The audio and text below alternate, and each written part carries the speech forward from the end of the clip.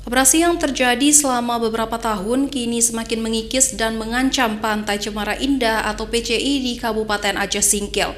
Kendati PCI merupakan salah satu objek wisata unggulan di kabupaten itu, namun belum terlihat penanganan serius dari pemerintah dalam menangani abrasi ini.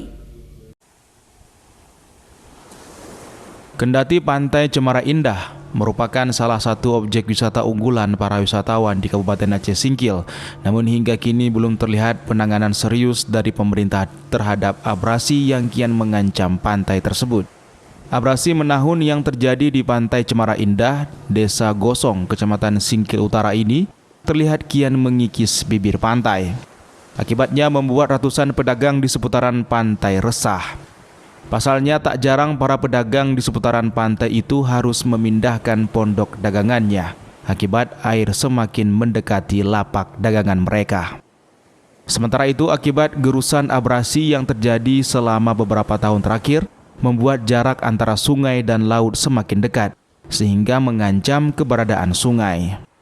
Camat Singkil Utara Asnaldi mengatakan sejumlah pedagang telah menyampaikan permasalahan abrasi kepada pihak kecamatan. Camat berharap agar pemerintah kabupaten serta pemerintah provinsi dapat segera mencari solusi untuk menangani masalah ini, mengingat ada ratusan orang mencari nafkah di pantai ini. Kita khawatir jika ini tidak ditangani dengan segera, itu pantai akan makin lama makin menyusut, dia akan semakin berkurang seperti kondisi saat sekarang itu di daerah mangrove itu hanya tinggal lebih kurang 30 meter lagi.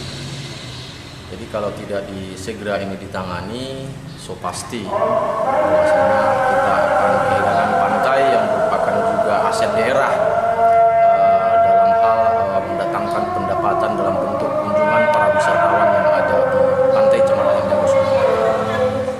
Sementara itu, pengunjung pantai juga berharap agar pemerintah segera menangani masalah ini, karena dikhawatirkan akibat gerusan abrasi di bibir pantai akan membuat keindahan wisata pantai menghilang. Dari Kabupaten Aceh Singkil, Suparman Munte Ainus melaporkan.